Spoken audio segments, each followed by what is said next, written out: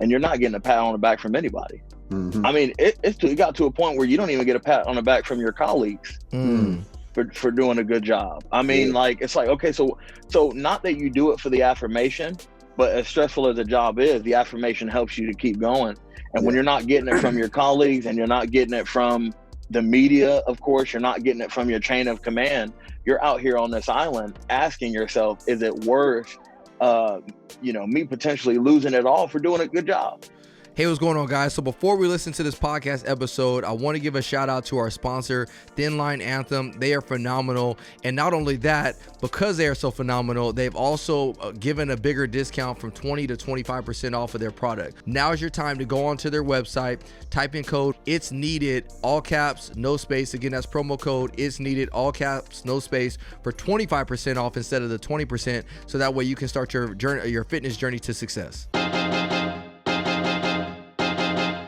Yo, what's going on? Welcome to another episode of the It's Needed podcast, where we discuss real issues involving law enforcement in the community.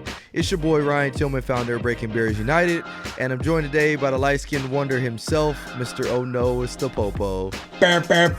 Billy, I need the button. I need the button. Coming soon. Don't hold your breath, but hey, one day we're gonna get the. We need a button for like audio, noise, all that stuff. So joined by the Savage as well, and Mr. Billy Stuckman. What's going on, Billy Stuckman? It's good to be back because I had to step out last time. I feel like I haven't seen you guys in a while. Yeah, bro. Can you believe that? This fool stepped out he on abandoned us. Literally abandoned us. Bro, Billy stepped out on us, bro, to go be on somebody else's podcast. You're a dual producer now, yeah, huh? he got our podcast up and running, and then went and was a guest on somebody else's. I see you, Billy. Hey, AJ, I'm going to let you introduce our guest today. You guys are friends, and I'm excited to hear my man's stories. So I'm going to go ahead and let you introduce our other guests. Yeah, absolutely, man. I'm extremely blessed to know this individual. I definitely do call him a friend, even though, we ain't as close physically as we used to be. My man went on to bigger and better things, which I'll let him explain that later. But we have my man Sheldon Harris on. What's up, brother? What's up, man? Hey, what's Thank going on? you for having me Sheldon? on the show. I'm excited. Oh, absolutely. The honor is all ours, man. The honor is definitely all of ours. Man, I'm excited to have you, man. See, that's why we need some crowd noise, too. When AJ introduces Sheldon, we get some crowd noise. Like, see, we need some special effects. I like that. They can't be too expensive. Little box, we got to get one of those. We got to do that. Make that happen. Yeah. Let's look into that. I say that now till I see the price tag. I know, seriously. Hey, just put it on AJ's tab. So, hey, guys, I want to tell you guys first and foremost, thank you guys for the overwhelming feedback we got for the last episode involving Breonna Taylor. That actually was probably one of the best rated podcasts we've had to date, and mind you, we've had some really, really good podcasts. I mean, everyone from Sean Larkin, who I talked to, by the way, and we're going to get him back on the show to catch up, but Sean and Artie Gons and Leon Ford, we've had some amazing episodes. But the Breonna Taylor with just me and AJ, and it was just me and AJ because Billy left us, got some really, really good reviews and ratings. And so shout out to you. And like I always say on every other podcast, make sure you continue to give us those reviews. We've been watching them. We've been seeing them. They've been coming through. I think right now we have about 542 ratings. Not that anybody's counting, but 542 ratings on Apple iTunes at least. That's just Apple, not including the other ones. And so I want to see that number get up to 1,000. So if you guys can help us continue to grow. And then I think AJ checked last week, and I think we topped the charts like number 8 overall for government rated podcasts. Craig, in the world. So that's actually big news, really big news. You got to realize there's thousands and thousands of podcasts. So to be number 8 for a government rated podcast was phenomenal. And we wouldn't not only that, but to be 2 police officers and a civilian, to have that number 8 spot in today's climate speaks volumes. Yep. So thank you very much. And I think that's the highest we've gotten so far. So we come for the number 1 spot. So the only way we're going to get there is with you guys continuing to show your support. So before we get into Sheldon and what Sheldon's about, I got to tell you guys a funny story this morning. So we had planned on getting on our podcast at 9:30 my time. I think that is 1:30 or what was 9, 10, 11:30? No. 12:30. 3 hours. 12:30 your guys' time. Yep. And so yesterday when my wife and I were leaving church, her tire thing came on. The notification saying that her tire was going low. So I looked at it. It said it was like 20 psi or whatever, which was 10 psi lower than the other ones. But I went and looked at it. I was like, it don't look that bad. Look okay. Maybe there's something wrong with the sensor. So then last night I got home. I looked at it again. I was like, kind of look like it's starting to lean a little bit, but not too much. So then I was like, you know what? So I looked at it a little bit more, inspected. Sure enough, I could see a nail in there. So I was like, man, I can't let my wife, be driving around with a nail in the tire, especially with the kids and everything. So then I was like, let me go ahead and I was like, well, let me call first and see if the tire shop is open this morning so we can get it in. Because she said, y'all take it in after she takes the kids to school. So they can't get her until tomorrow. And so even though they can't get her until tomorrow, I was like, let me just throw a spare on there just because I don't want to ride around in that tire. So anyways, I go out there, and you guys got to realize something about me. I'm not the most handiest guy. Like, I like to call folks for stuff. I'm glad you admitted that. I'm glad you put that out, because I was going to put you on blast. First of all, hold on. Let me finish my story first. So I ain't the most handiest guy. I did build a fence in my old backyard. That was pretty impressive. and so I take that back. I can be handy when I want to be handy. I just choose not to be handy. I've seen it. It's just some chicken fence around some tomatoes. I was about to say, that bad boy had a gangster. Whatever. So anyways, I went out there this morning, and I know my wife is going to be listening to this. And so fair or foul, I went out there and went to work, took the tire out, took the jack out. And then I'm like going to work, not even like stepping back and thinking twice. I'm just moving, like doing this thing. And fair or foul, my wife was like, how do you know how to do this? And I was out there going, I was out there moving, like undoing the bolts, everything. And I was like, hey, you got the tire lock? She was like, what's the tire lock? I was like, let me show you. I don't know, but I've seen it on Google, so I was hoping you knew. Let me mansplain that. So then I go into the car, look around, look in the side door, I'm like, oh, boom, here it is. So I like feel to get it locked in there and start done doing it. So she like, my wife is kind of looking at me like in amazement. She's like, dang, this fool was like really going to work, like really going to work. So I didn't break stride, bro. The neighbor came over. I was feeling really manly. Had my shirt off. Manny. I was so manny today. I had my shirt off. I was out there doing it. My little daughter out there, she like rooting for daddy. I'm like the hero right now. I'm gonna get the garbage disposal later, baby. Don't worry about it. Yeah, I have done garbage disposal, by the way. But anyway, so I'm like, oh yeah, we do it. So then, even my neighbor, there's no better feeling. Oh yeah, even my neighbor was like, okay, cool. So I got it on there, got it tightened up, lowered that bad boy. She was like, why are you tightening so? I was like, baby, I don't want this thing to come off on you while you driving. So we get it lowered down. I'll look at it, step back and look at it. So it was all good. Now this is what my wife doesn't know, and so she does listen to my podcast. She's gonna probably bust up laughing when she hears this. She does. Now I've changed tires before, but it's been a long time. So while my wife went to go take the kids to the school, your boy put up that YouTube video. To make sure you did it right. I put up that YouTube video before I did it, just to make sure I knew what I was doing. So, just because I'm a visual learner, I went out there and acted like I didn't even tell her that part of it. I played the part. I was like, yeah, baby, I've been doing this. Come on now, I do this all the time. Yeah, I'm a tire changer expert, babe. What you talking about? This podcast. It's gonna be funny when she listens to this podcast. Did you have notes on your hand? Oh no, bro! It was all up here, baby. That's all up top. It's all up top. I didn't break stride. It was 5 minutes fresh from the YouTube video, so he had to write no notes. And then the funny thing is, you feel like an expert when you just talk and have a casual conversation as you over there doing unscrewing stuff. Like, yeah, so what we doing? Okay, cool. And she was like, he tried to play it off. Yeah, she was looking at me like I was her hero though. So baby, I know I'm still your hero, but yeah, I gotta admit, I did watch the YouTube video before I did that. Hey, that's a good feeling though when you do some like straight up man stuff in front of her, and she'd be like, "Ooh, yeah, like yeah, you ain't." I know she was thinking it. I know she was thinking it. I'll be changing tires all day, babe. I know she was thinking it, and I bet your boy's been on his Thin Line Anthem product, so your boy was out there flexing.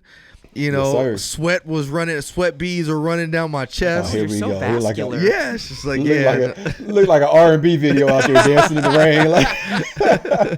So, but anyways, that's my funny story for this morning. But hey, I don't want to take away from our guests, man. I want to get going. So, AJ, man, tell us about your guests, and let's go from there.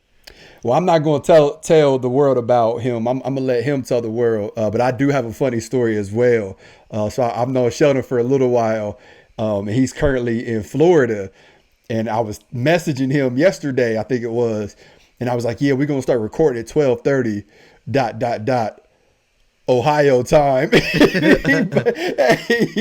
just sent back a message like, okay, I'll be on Florida time, but it's the same time zone, dog. So, oh man, and that's hilarious. Oh yeah, You got to tell me that, bro, because I don't know time. I'm the one that called Lake Michigan an ocean. Yeah, that's true. So that's I did call yeah. Lake.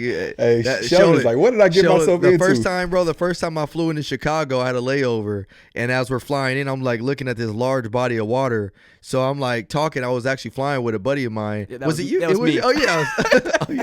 That was Billy. I forgot. I became the empty face of the story. Like, oh, some guy. There's one dude I was with. Oh no. So I'm flying with Billy. And I think I look at Billy, I'm like, hey, bro, what ocean is that? And then the people behind us are like, start busting up laughing. What they said was, hey, you're from West Coast, aren't you? I was like, what gave it away? Did I think it was an ocean? So, but yeah, man, let's get into it, man. Tell Sheldon, man, where you coming to us from, man? Tell us a little bit about yourself. Man, so I got a long story of the life, so I'll try to keep it short. But I was born in Toledo, Ohio, basically raised in Columbus. I became a cop when I was 28 years old. I'm 33 now. I'm no longer an officer. We just moved from Columbus, Ohio to Tampa, Florida about maybe a month ago. And we dipped. It was quick. It was so quick. Yeah, it was. I had friends of mine on the department talking about, hey, man, I just saw it on the news, your transition.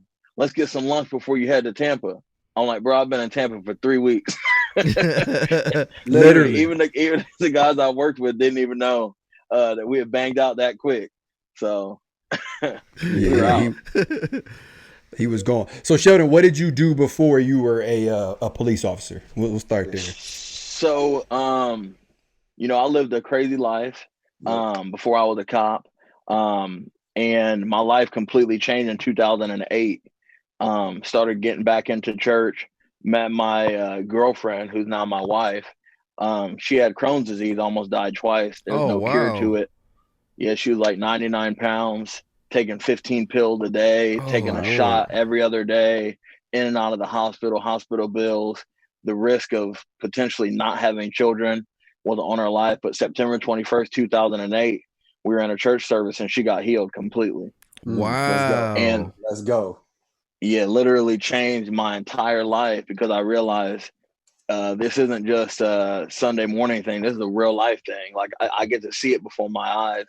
And that changed our whole life. So I started actually getting into the ministry around 2008, 2009, started pastoring as an associate. And really just been doing that ever since. Always had a heart to serve, always had a heart to really help people. I wanted to be a cop when I was 21. Thankfully, I didn't. I wasn't mature enough. I wouldn't have been able to handle some of the things that were going on out there. I felt to go ahead at 28 years old, and I was a police officer and I was pastoring all at the same time. Yep. I even thought about writing a book called Preach Officer. Wow. But that's fire. I like that. Yeah, I like that. Yeah. But we'll see about that. But I knew before I was a cop, I always said, I think I'll be a cop for about 5 years before I go into full-time ministry. So before I was a cop, I always knew it was going to be temporary. Now, most of my colleagues, they were like, bro, you're tripping. You're going to pass up the benefits, the money, the retirement, the pension, all this stuff. Like, how you just going to leave? And I'm like, because I have a primary calling before I went into this.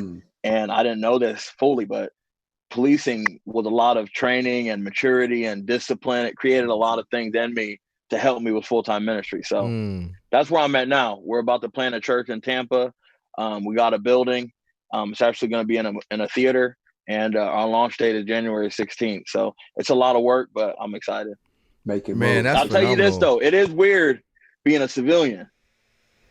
I can't imagine. I cannot imagine that transition, just because like I'm used to being in cop mode like 24/7. So like I can't imagine like that light switch finally being off.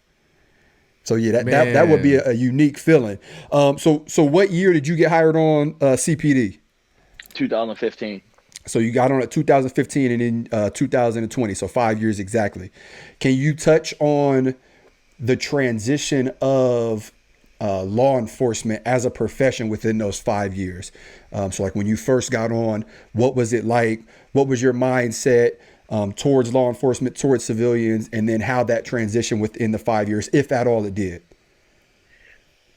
Man, it's crazy that in that short 5 years, so much change in law Yeah. enforcement. Yeah. I mean, like, it's almost like, you hear the old heads, the vets, they've been on for 30 years. They're like, back in my day, right? You hear that But all like, the time. yeah, but like, it's crazy that in 5 years, we almost have it back in our day. Yeah. Because really, like, before, this whole body camera thing and the whole, was it Michael Brown? Oh yeah, Michael Brown Ferguson. Yep. Yeah, Ferguson. Yeah, the whole Ferguson thing literally just changed the trajectory of law enforcement completely. And it was a huge transition. Just getting out of the academy, being fresh, having fresh eyes, being excited to serve the community, being excited to, stop crime, prevent crime, and all those things end up leading to the last 4 to 5 years of my career as a police officer of timidity. Realizing that you're in a lose-lose situation every time. All eyes are on you. You can actually do a great job as a police officer, and you're not getting a pat on the back from anybody. I mean, it got to a point where you don't even get a pat on the back from your colleagues for doing a good job. I mean, like, it's like, okay, so not that you do it for the affirmation, but as stressful as the job is, the affirmation helps you to keep going.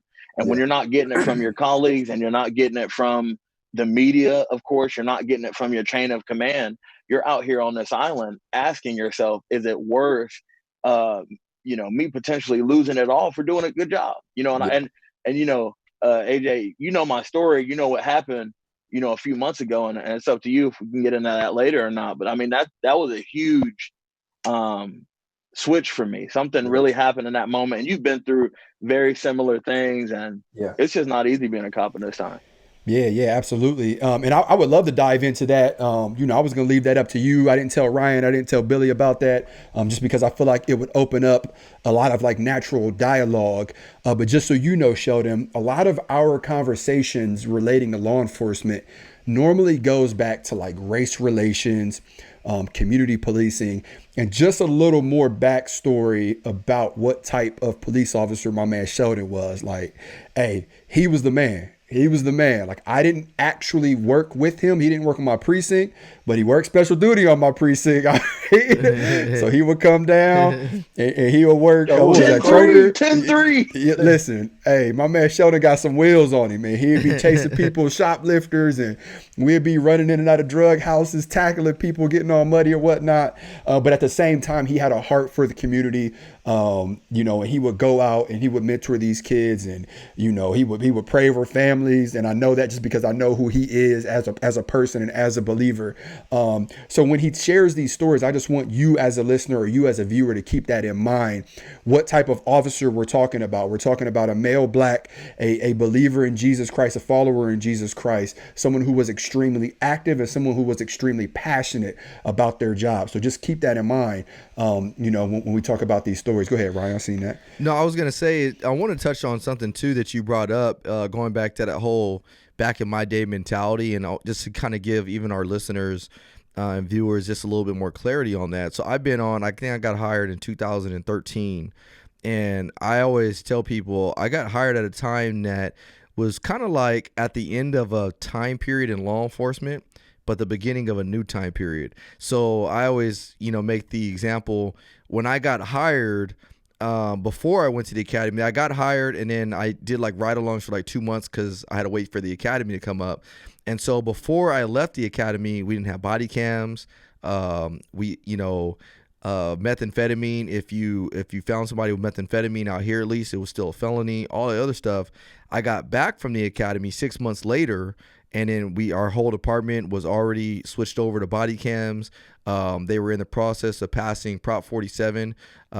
Or actually, is it Prop 47? I think it's Prop 47 out here in California, which essentially reduced possession of some of your controlled substances like methamphetamine, cocaine. It reduced it down to misdemeanors, different things like that over time. And so what Sheldon's talking about is the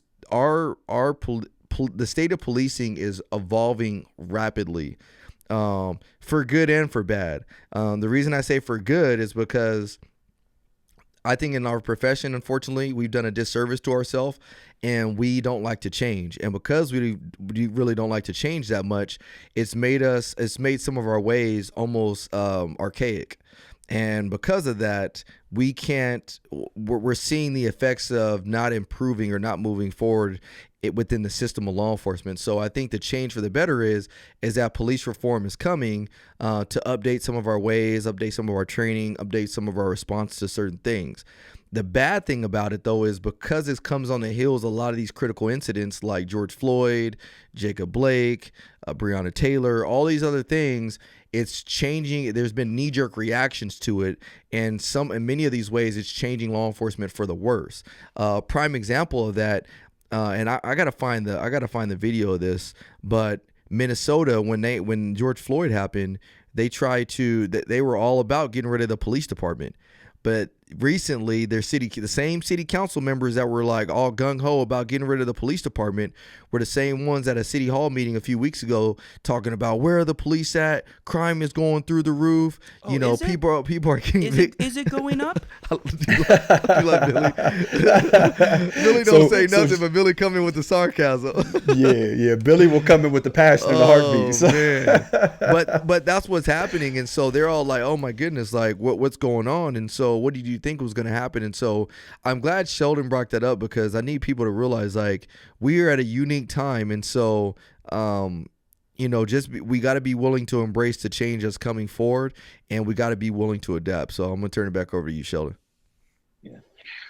No, you're absolutely right. It's true. It's happening quickly. I mean, 5 years isn't a very long time to transition, but it's happening very quickly. And AJ, I'm glad you brought up the backdrop of my heart. That's all I do is care for people. Again, I was a pastor before I was a police officer. Yep. And so when I got into law enforcement, I couldn't help but to help people. I mean, we would literally arrest somebody who just shot somebody, or we had a gun on them and they pulled it out on us, and we got them cuffed. We got everything out of their pockets. There's no weapons. They can't do themselves harm or ourselves harm. They're in the back of our cruiser and we're clowning. Yep. We're in processing and we're clowning. Yep. We're fingerprinting and we're clowning. Yep. They're laughing with us. We're laughing at them because we understand that it's people. Yep. Sometimes you got to do the hard work, but once the hard work is done and we're both safe, we can clown all day. Yep. And most of the people that I've arrested know that. There's times where people are crying in the backseat of my car. Some of the toughest guys, right? Some of the toughest gang members Yep. crying in the backseat of the car because somebody was able to be a voice for them. Yep. And one thing I've learned in the community that I've worked in that's so huge in this topic of systemic racism and the crime that's going on and all these things, I got to be a part of a all-Black boarding school for males.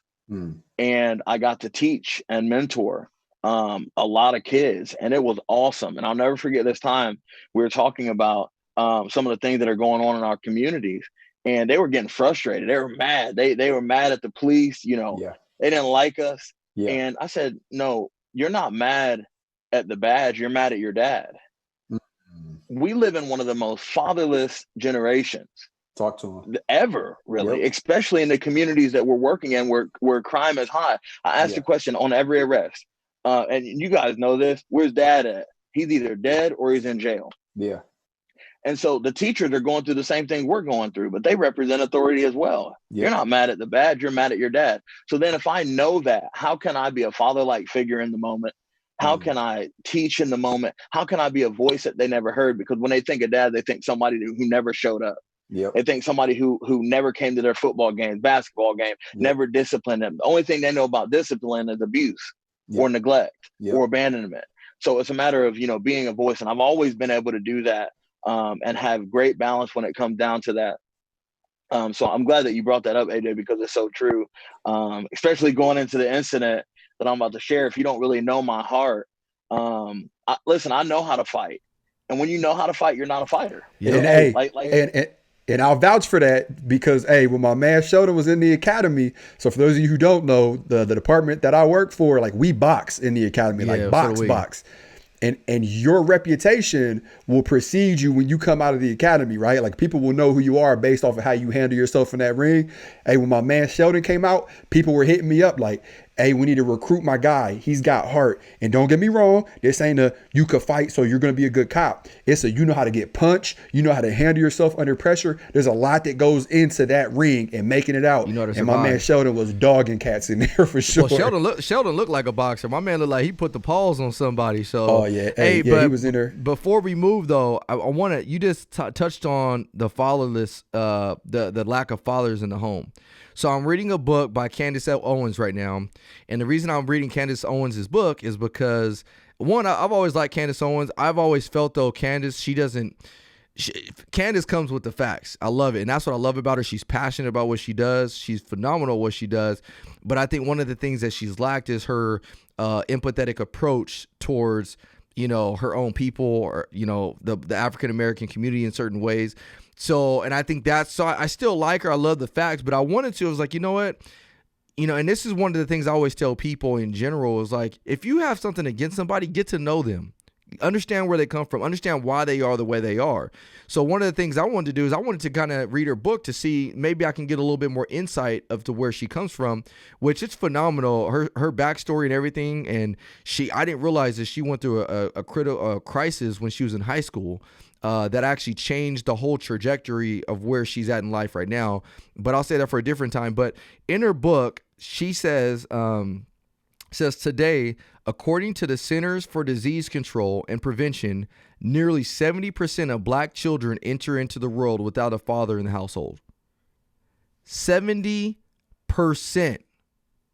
So I want to pause there as African Americans, as brothers in the Lord. We gotta pause there for a second, because I get it. Everybody's upset about policing. Everybody's upset about how we're doing things. Everybody's upset that we're taking life unjustly, according to what the media outlets are saying. But let's look at that number very closely. 70% of black children enter into the world without a father. Mm-hmm. Yeah, and that's.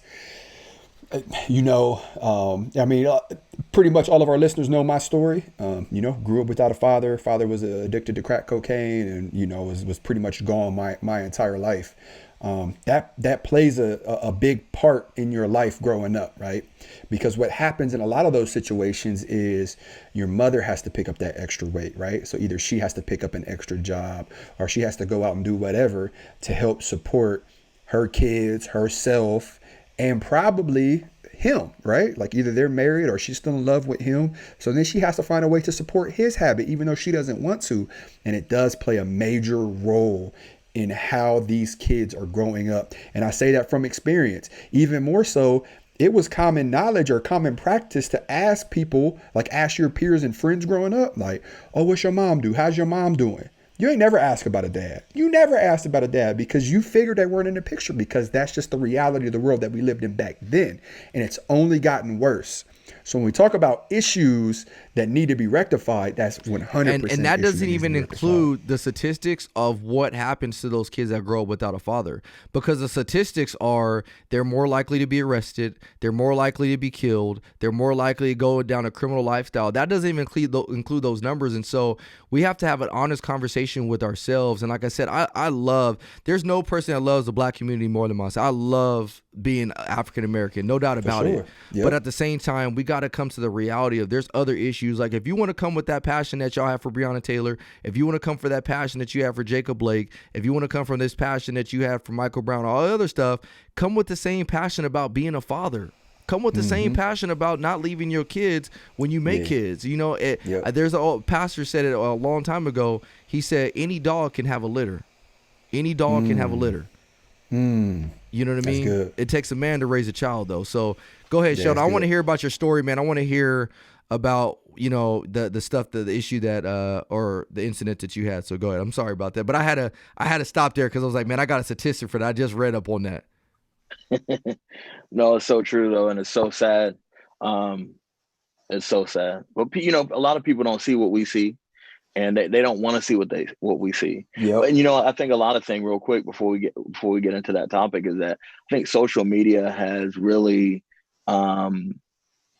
it's hindered how we see people. Yep. And so when you walk past a person, in your mind, you're actually just walking past a post. So like you have the opportunity to that quickly scroll by that person in real life, because we have so quickly been indoctrinated and programmed to either like, dislike, or heart, and be entitled to, and think that just because you did it, that's what it is. And so now we're not seeing people anymore, we're seeing posts. And it's really desensitized us from any kind of emotionalism. We don't see people as people. We don't see police officers as police officers. Yep. You know, we just see them as robots that walk around. And I've talked to so many people, you know, humanizing the badge, right? They're like, man, I didn't even think about that. It does seem like you guys are just robots that walk around. No, we got feelings. We eat too. We laugh too. We get sick too. We get mad too. Yep. You know, we got to go to the bathroom too. Right. Humans out here, you know. But yeah, so to the incident, you know, I was real timid about it before just because everything was going on. Now I'm just free. Like, look, y'all, this is what happened. Like, so basically, me and my partner, who's also Black, we worked in a primarily Black community. It's 98% Black, right? Yep. So we kept getting called out to this gas station because these juveniles kept messing with the clerk at like 2 a.m. So we get called out there a third time. We pull up. We see a male that we recognize because we've dealt with him before. We believed him to be a person of interest out of a shooting, and I could see that there's a butt of a gun sticking out of his pants. So I tell my partner, hey, you know, dude got a gun. He's like, all right, cool. So we get out of the car. We got our guns down by our side. We're walking up. We want to make sure that he doesn't see us too far away, because that would just not be safe. So we try to get up closer to him. He sees us a little bit sooner than what we expected him to see us. There was a lot of people at the gas station because, you know, hood gas stations like the club, right? Packed, so, packed, right? So there's a lot of people there, people walking in and out. We had a bad backdrop. He sees us. We draw down on him. Hey, you know, keep your hands where we can see him. He goes and grabs the gun. He turns around and he goes behind a car.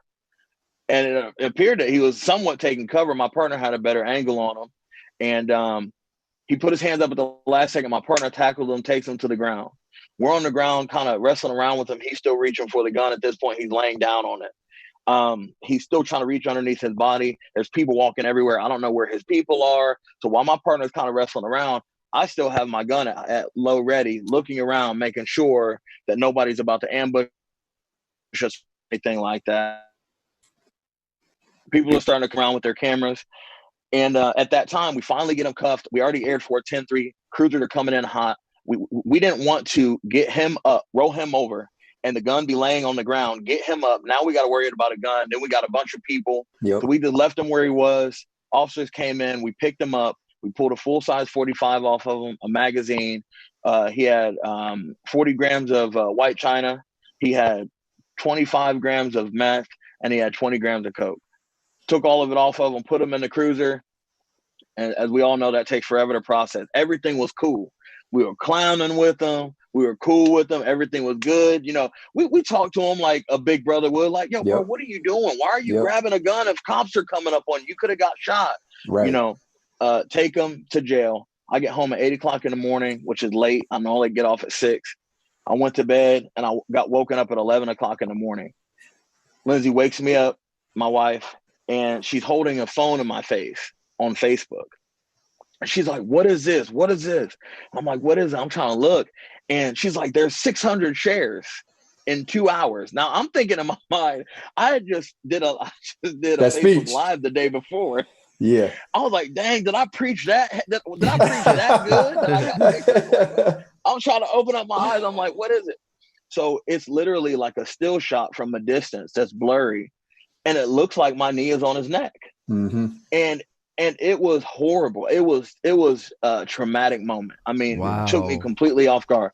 I get up and look at it as hashtag Black Lives Matter, hashtag George Floyd, hashtag knee on the neck, hashtag this, hashtag that. So I'm looking at some of the feeds. Next thing you know, one of our, Byron Potts, he's a big attorney. Yeah. Ain't really for the police in our city. His son, who I went to school with, started telling everybody my name. Oh, So my people start goodness. finding out my government name now at this point. So I get up, I'm on the phone with the chain of command. My sergeant, counterterrorism unit is talking about watching my house because I'm starting to get threats. They found out where I live. We literally have to take my family out of the house for a whole week. My kids thought we were going on vacation. So daddy now, not police officer, daddy now has to be excited for this vacation that he's taking his kids on, when in reality he's moving his own family away from the safety of our own home because we're getting threatened that protests are about to start coming to our house because I arrested a man who pulled a gun out on us, who had a 45 caliber gun and a bunch of drugs. Wow. And nobody was hurt. Nobody was punched. Nobody was choked. Nobody was shot. No injuries. Simply tackled a guy with a gun, got him arrested, picked him up, put him in the cruiser. And it almost went mainstream, almost went viral.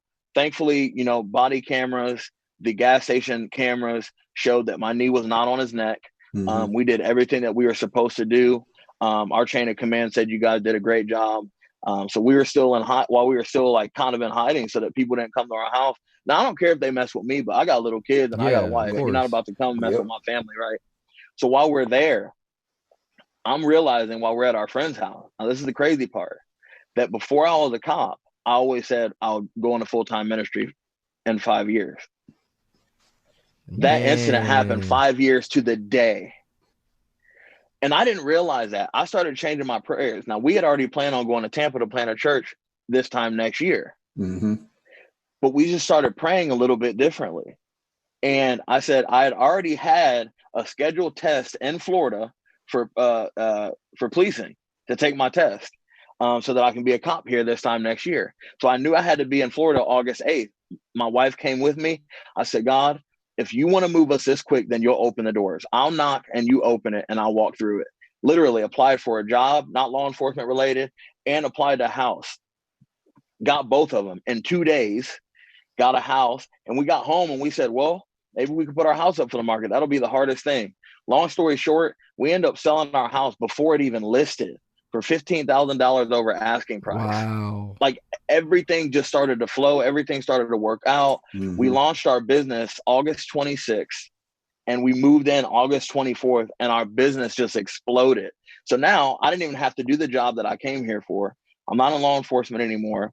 Our business is up and running and it's flourishing, and I'm able to focus on full-time ministry at the same time with the flexibility and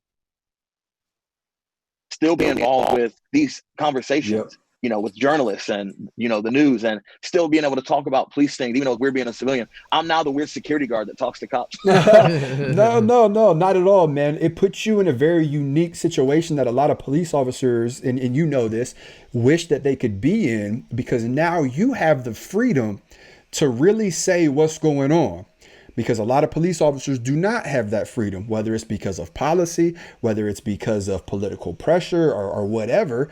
And even when I had my incident, like so many people were hitting me up, news outlets, and I couldn't share my story about what actually happened because we have policies in place that will keep me quiet to preserve the investigation, right? And there's a reason for most of the policies and whatnot. Don't get me wrong, there's a certain amount of political pressure that goes into this as well. But if you think about your incident, when you hit me up and we chatted about it, it was the perfect storm. And I say that to say this, the perfect storm for a lot of civilians to learn from. Because here you are, we laid out the foundation of who you are as a person, right? Like who you are to the core, a male black, father, loving husband, believer, follower in Jesus Christ. Like all of these things, who you are to the core. You put the uniform on, you still reflect all of these things. You have prior knowledge going into this incident. You see a firearm. You didn't shoot him. You didn't even really use force. You tackle them. You wrestle them to the ground. You successfully take a violent criminal off of the streets with dangerous drugs with the intent to sell them, right? Like these ain't drugs he's using, for anybody listening who doesn't know what weights and all of that is, right? Like these are drugs that he was selling to the community that potentially could have killed people and are killing a lot of people in our communities, right?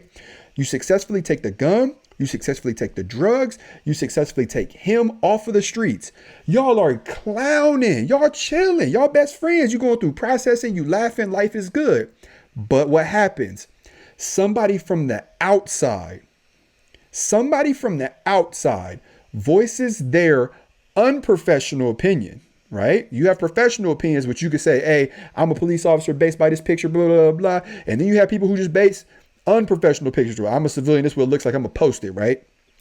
You have people from the outside who share this and write their own narrative.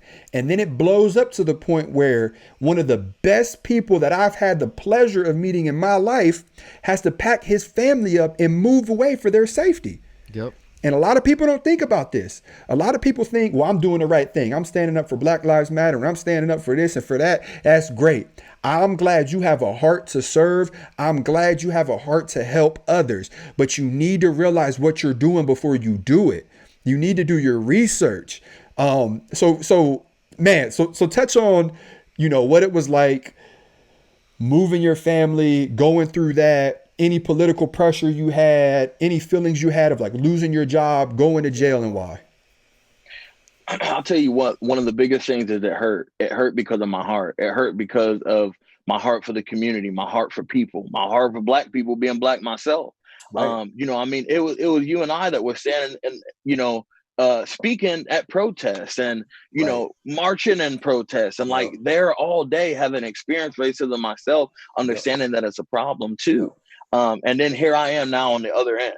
It was like, being a Black man who understands, who's willing to be involved in the protest, speak in the protest, and encourage our brothers and sisters, standing in the middle of the riot, still sad about what happened to George Floyd, getting hit in the head with rocks, scooters, scooters, all of that so close to one another. It hurt, man. It was scary. I thought, am I ever going to be able to get a job again? Like, am I ever going to really be able to be a pastor again without being, instead of being a pastor, oh, you're that cop. Yep. I was wondering, is my identity messed up? Do I have to worry about my kids' safety for the rest of their life? All because, watch this, I want to make sure that my family could have a good life. Yep. Man. All because I want to work. Like, you know what I mean? Like, man. It's crazy. It's crazy. And rightfully work. So I got 2 points. First point is that if you're somebody listening to this podcast, that story is living proof of how God can take a ploy by the enemy and turn it and still be used to do his will and fulfill his will. Because that was a ploy by the enemy to try to get my brother out. But little did he know that God was going to use that in order to put him in the position he was supposed to be in from day one. And so it's so funny. Me and my wife, when we bought our house, initially I said, hey, we're going to be here 5 years and then we'll figure out what we're going to do. At the end of 5 years, we'll move somewhere else. And literally when we sold our house, it wasn't like, hey, the 5-year mark is up, we got to sell our house. The opportunity just so happened to come up and we end up selling our house, and we look back and it was actually 5 years from that time. And so that kind of goes back to the scripture that says, delight yourself in the Lord and he will reveal the desires of your heart, which you'll ultimately discover that the desires of our heart are really the desires of God's heart for us. You know what I mean? And so that part is cool. And that should give people hope, because as I'm listening to the story, I'm like, man, like, this is a terrible, terrible situation, but yet the hope and joy in it all is that whole situation puts you right in the position that you're supposed to be in now. So if you're somebody that's listening to this podcast right now, I want you to realize that despite your situation, despite whatever you're going through, know that it can still be used for the betterment of God, the betterment of the kingdom, and the betterment of you and your family. And so that's first and foremost. But now I want to also get into another point, and I want to ask you a question, Sheldon. This is kind of this is going to be a transparent question, just because there's certain realities that we have to face in the day and age that we're living in, and we got to be honest. But the question for you is had that person that you supposedly or allegedly kneeled on, had that person been white, do you think that there would have still been the backlash that you received? No. Flat out. I don't. Go ahead. I was just going to say, no, I don't. And I think the reason why it's not is because, now this might be a controversial statement, but I'm going to say it. The media has really played us like puppets more than we realize. I mean, it's funny. I was working at Parsons Avenue, AJ's precinct, very, very bad place to work special duty at a Kroger. I've been, people fight me there all the time. It's crazy. But anyway, there was an incident that happened there where there was a shooting in the parking lot. It just happened to be a white guy was shooting at a black guy. Well, once the video came out, we found out that what really happened didn't happen how the media was trying to portray it, but the media was doing everything they could to try to make it a race issue. Yeah. To the point where before the cameras got on, I went to them and was talking to them behind the scenes and was asking them how they market their headlines. And one of the guys there who doesn't have anything to do with the headlines, but he's just a little guy that works in the thing, was telling all their business. Yeah. And it was that they try to do it to attract the most people, obviously, because they want the money. It's about ratings. Yep. And so they'll do what they can to put black guy, white guy, black guy, white guy, unarmed black guy, anything to get your attention. If it was a guy shot another guy in a Kroger parking lot, ain't nobody paying attention to that. But you say a white guy shot a black guy, you're going to get everybody's attention to the point where protests are going to start happening. And the media is behind a lot of it. But no, I don't think it would be the same attention at all. And the reason I asked that question, which for me was a rhetorical question, is because I know had that person been a white guy, it wouldn't have gotten the same attention. And that's a sad reality. I personally have been in situations where it was the same case. And going back to the media side of it, we got to be real. Like, I want people to pay attention.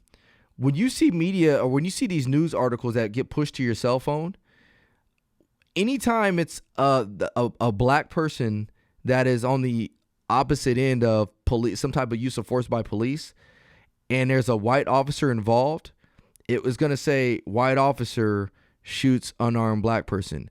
You take that same exact situation and you flip it, and it's a black police officer and a white guy, it will say officer shoots suspect or individual. Or whatever. Yeah, or it might not even be on the news. It might, or it's probably not even going to make the news. And so going back to what Sheldon said earlier about a lose-lose, it's not just a lose-lose for black police officers. It's not just a lose-lose for minority police officers. It's not just a lose-lose for female police officers. It's a lose-lose for all officers. And the reason I say that is, imagine being a white police officer right now. You're going out there and you're doing your job like Sheldon said. You're providing for your family.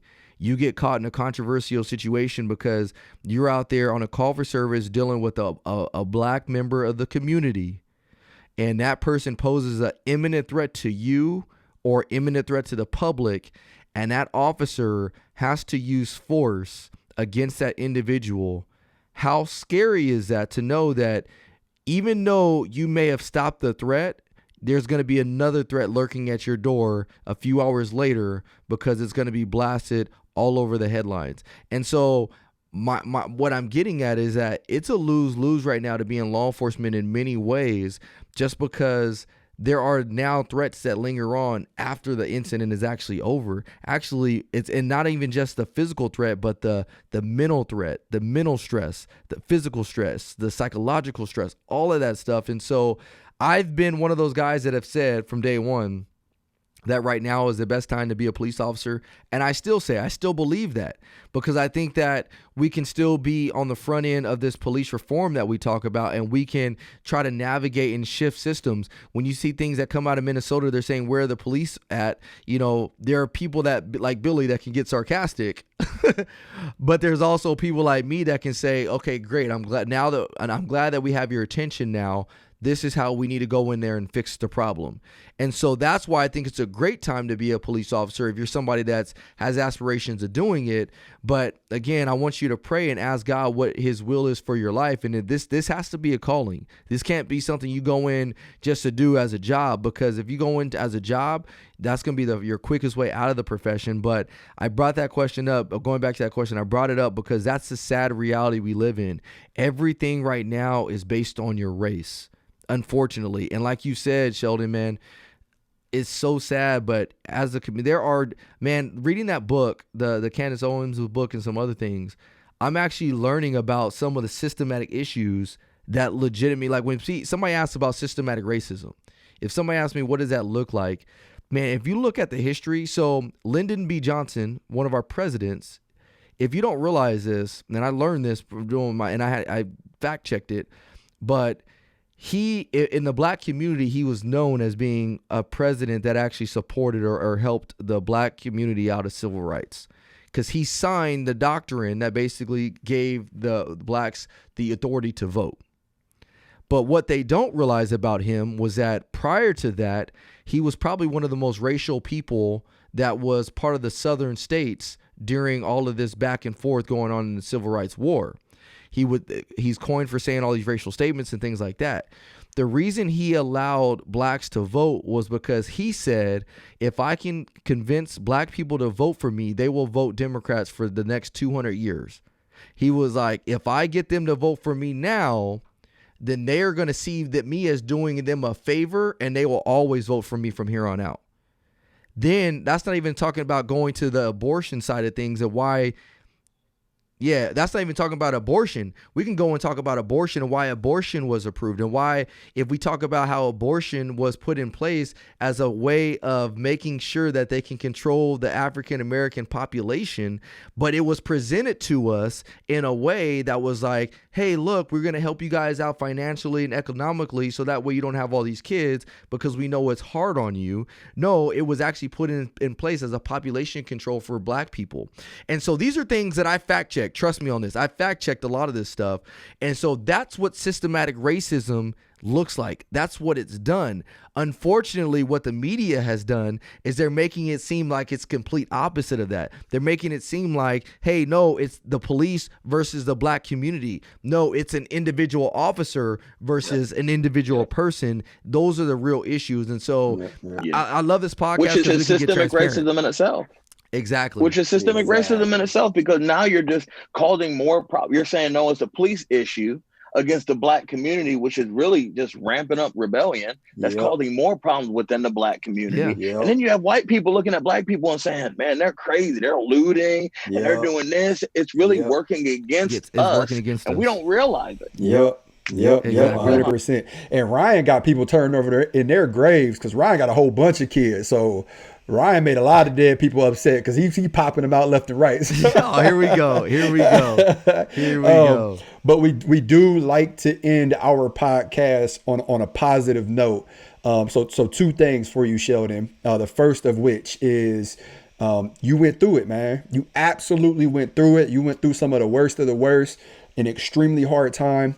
And hopefully that's a wake-up call to our listeners and our viewers who are considering going into the field. Like, this could potentially happen to you, right? Like, you guys know what happened to me. You girls know what happened to me. Here's somebody else that it happens to, right? Like, a lot of people in law enforcement experience traumatic events, critical incidents at some time throughout their career. So I just need you to know that going into it. That way you're mentally prepared for it, right? Leading up to my first question is, what advice would you give to somebody considering going into the field in today's society? I'll say, don't do it by yourself.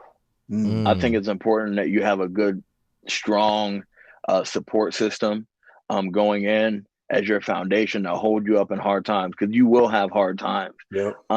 If there's any, and then another thing is evaluate yourself, evaluate your heart. If insecurities are leading you into feeling like you have some kind of authority, that's not the right job for you.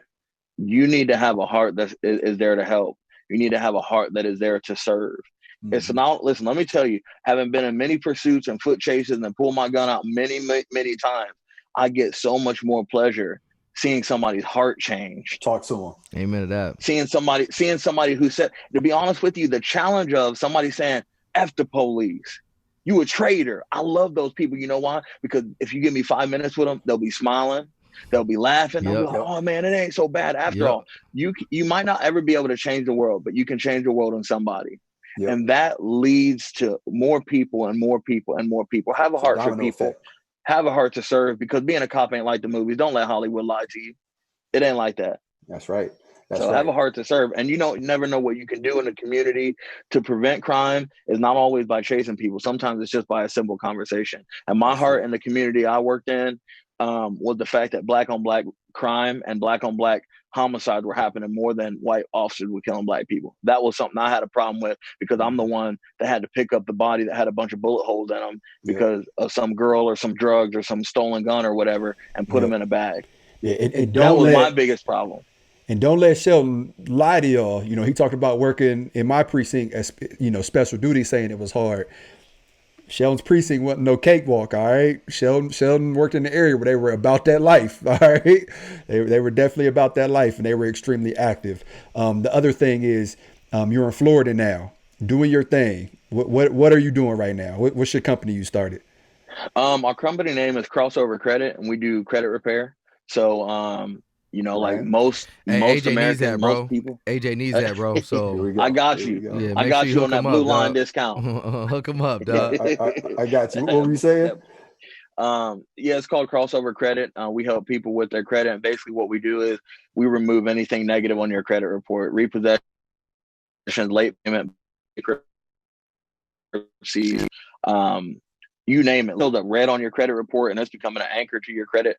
We do the best that we can to remove those things out of the way by dealing with the 3 credit bureaus. And we started August 26th, and it's blown up, man. We have people from everywhere asking for our service, and we're helping a lot of people. So again, we're still in the service of helping people with their credit, helping people with their finances, helping people better their life and their future. I see Billy texting. I see Billy texting you right now. He like the only white guy I know that don't have good credit. hey, so how do they get a hold of you if they want to? If they need to hook up for that? You can go on Facebook, Crossover Credit. You can go to crossovercredit.org. You can hit me up on Facebook at Shell Michael, SHEL space Michael, and I'll hook you up. We got great rates, and the best way to say it is we do the work and you get the credit. Boom! I like that. Oh, I like that. I like that. Hey, Ryan, you got anything, hey, Sheldon, brother? man. We got a lot of aspiring. Yeah, we got a lot of people that are aspiring to be police officers, and you coming out of the force. I think maybe this might go back to the question that AJ asked, but what like motivation can you give to those people that are still wanting to go into law enforcement? Listen, if you got a heart to go into law enforcement, go into law enforcement. It is legitimately the best job I've ever had. Yeah. And if I wasn't called to do full-time ministry, I would still be a cop, no matter how hard it got. Yeah. I mean, I've been through worse things than what the story I just told you guys. But it's a job that it becomes a part of who you are. Yeah. And you get to help so many people. You get to meet so many people. You get to get involved in so many amazing things. Work out, get in shape, get your head on right, stop smoking weed, because then you can't be a cop. Put right? The like just like put it down. Put the blunt down for a moment, give it a year or two. Apply. I'm telling you, that kills most all applicants. Yeah, man. seriously. If I smoke weed, can I get on? No, you got to wait a little bit, man. And we see it. Hey, Sheldon, we see it, bro. People hit us up like, I want to get in. We're like, oh yeah, you a good candidate, blah blah blah. It's like, yeah, I be smoking every day though. It's just like, bro, like, come on, man, you can't stop. Hey, like, and just so you know, if you're listening, the moment you take that last puff from that blunt, you gotta wait a time period before you can even put an application in that they'll actually give you the time of day to actually sit down and listen to you. Yep. And I'm telling you that because if you don't, you can say, hey, I stopped 2 days ago. They're gonna be like, nah, bruh. That ain't enough time. Yep. And I don't want to hear no excuses because I used to smoke all day, every day growing up. You did? So much so that I had to put a number on my application of how many times I smoked. And in the little box, I wrote intermittent use throughout younger years. And they were like, nah, we need a number. And I was like, well, I ain't getting hired anyway. Go ahead and run it up. But I did it. I quit smoking, right? I don't have the urge to smoke right now. Like, so you could do it. I don't want to hear no excuses like, oh, well, I smoke every day. I don't even try to hear that. If you want to be a police officer, you go quit smoking. It is a dumb question, though, to remember how many times you smoke when smoking weed is supposed to make you forget stuff. Hey, listen, he was like, my polygraphist, the guy giving me the polygraph test, he looked at it, he started laughing. I was like, I already know what he on. He's like, well, we need a number on how many times you smoke weed. And I was like, I have no idea where to even begin. He was like, well, we'll do it like this, 0 to 5. I started laughing. I'm like, we're going to be here all day. Hey, Add a few commas on there. Hey, fair or foul though that the polygrapher that I took, he asked me how many times I smoked weed. I was like, I haven't. Fair or foul that he thought I was lying. I was like, bruh. I said, I think you lying too now. I was like, I could probably roll a blunt with my eyes closed as much as I was around it growing up. But at the same time, I was like, no, I've never smoked, bro. He thought I was lying, like, and gave me that mean face, like that face, like somebody just farted, like. Are you really lying to me? I'm like, fart, nah, man, bro. A little nasty. You probably wasn't there cranking them out. Oh, here we go. I should have. The way he was CBS parking lot. Yeah. Hey, don't bring back old memories, bro. So, Ryan, what you got for final thoughts, brother? What time we at actually? 59. Oh, okay, cool. Oh, that's perfect. Sheldon, man, first of all, I just want to thank you, bro. Thank you for coming on here. Really appreciate it. Your story is nothing short of amazing. Thank you for answering God's call. And the reason I thank you for that is because, there are so many of us in this world that God is telling us that he wants us to do something, but yet we don't answer that call. We say, no, I want to do what I want to do. I want to go be a police officer. I want to go be a firefighter. This is what I want to go do. And God is like, no, that's not what I want you to do. And so there's so many of us that say no to the calling on our life that we miss the opportunities to go out there and impact the world as we know it. And so had it not been for you, that's a hard thing for you to do, bro. There's a lot of faith associated into that. There's a lot of uncertainty into it because you're leaving a profession that is is good for you and your family, and walking by faith, not by sight. And so I just want to thank you, bro, because Lord knows how many people are going to be saved by you.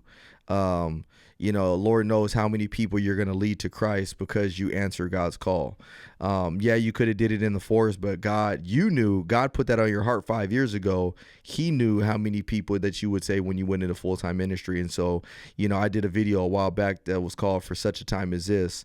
And it's for such a time as this that you were created, bro, because the world needs you right now. And so I think my final thoughts are this is we are living in dark days. We are living in dark times, evil days, and so that being said, even though there's evil and darkness that lurks all around us, there's still hope and joy and light that's found in the midst of it. And so I'm very adamant about my faith. You guys know that. I was in Chicago last week and I was on stage, and there's not a day that goes by where I'm not going to acknowledge my faith in Jesus Christ, because he's the one that's brought me this far. And so if you're somebody that's struggling with hope, if you're someone that's struggling with addiction, if you're someone that's struggling with depression, I don't know where you're at right now, but just realize that God has a calling on your life, and all you need to do is just submit to him, answer that call, and he'll lead you where you need to go, so that way you can be used by him. That's going to benefit everybody else around you. So on that note, Sheldon, if you don't mind,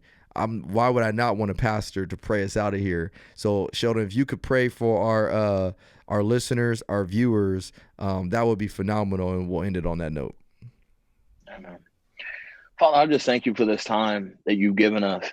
I thank you for AJ and Ryan and for what they're doing and how they're pioneering this conversation, how they're a voice into the community and a voice into the world. I pray that you would continue to just allow them to flourish, that you would move them to greater things, and that they would begin to meet people, Father, everywhere that they go, that they would meet people that would lead them into more.